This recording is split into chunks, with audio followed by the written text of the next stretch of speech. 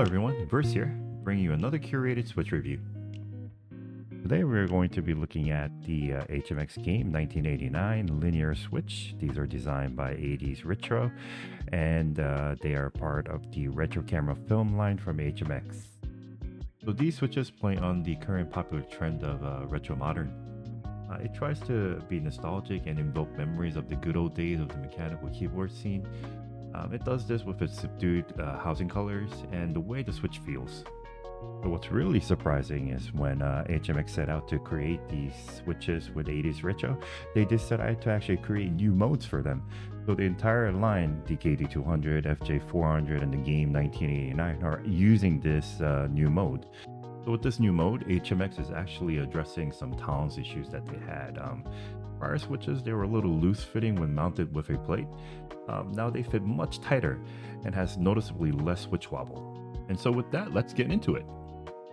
So the 1989 Switch is built with a PC top housing, a T5 stem, a 22 single stage spring with 45 grams of actuation and 53 grams of bottom out that has a full 4mm of travel, and the bottom house is made of P4.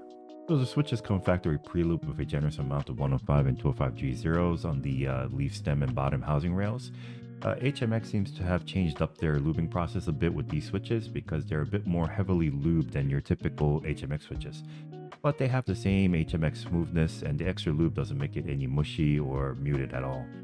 I haven't heard any excessive leaf ticks either, just the typical amount that you would get from new switches, and no spring crunch or pings as you would expect from HMX.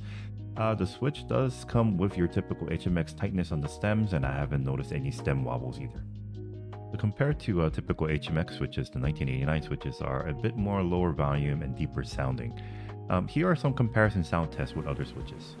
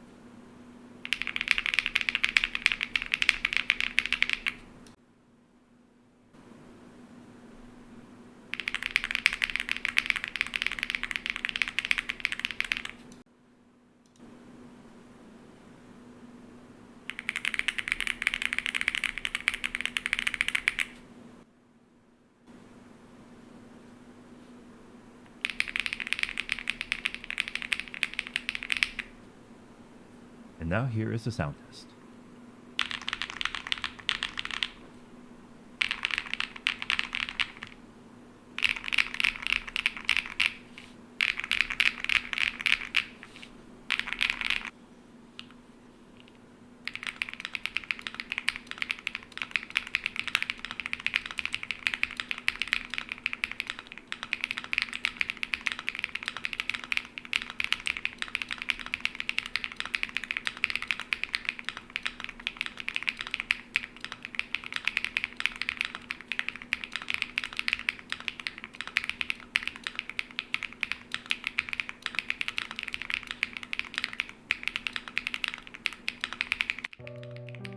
And going back to the factory lube on these switches, it's a bit strange from HMX because HMX usually does a very light and consistent approach to lubing. These switches are a bit heavy on the lube and not as consistent as their prior switches, but they still are very smooth and don't sound like it's drowning in lube or have any syringe or suction sounds coming out of their stem holes, which were their typical complaints on their prior switches. And while on the topic of switch lubing, please support the channel grow by considering our sponsor for your switch modding needs. If you ever need to break in, lube, or film your switches, reach out to Roy at Custom Keyboards.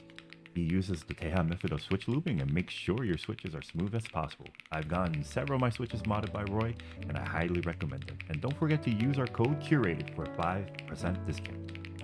Also, the 55 gram spring on the 1989 switch does not feel light at all. I believe it's because they're using a 22mm KOS spring because it's very snappy and feels stiffer than your typical 55 gram spring. Definitely love the way they feel when typing and playing games. So in conclusion, do I recommend this switch? Absolutely. The Game 1989 switches, they're so different from your typical short travel clacky HMX switches. It does bring back that old school vibe, and honestly, it's the most impressive switch from HMX that I've experienced so far this year. It's very hard to beat my favorite HMX switch, which are the Macchiatos, but these do come up on top. The only thing that it lacks against the Macchiatos is that the Macchiatos are a bit more smoother and they're more consistent with their looping. With the 1989s, I found some switches to have a bit of a bad spring crunch and a slightly louder leaf ticks than others. These will definitely benefit from a relube job, and I recommend bag lubing the springs and applying 205 on the spring ends as well as the leaf. In HMX, they also work some magic with these springs. The KOS 22mm are super snappy and responsive, and you really can't beat the feel of a 4mm full travel switch, and you're getting the feel as well as the responsiveness in this switch. And what's even more impressive is that the 1989s don't feel quiet at all, even though it's full travel. There's just so much to love about this switch.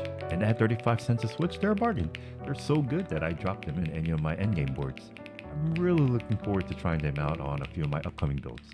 If you can, definitely grab a set before they sell out. I've been seeing them selling out at some vendors already, so there may be limited supplies out there, until the next batch of course. But if you have an opportunity to get them, I highly recommend it. Thank you for watching, and don't forget to like and subscribe to the channel.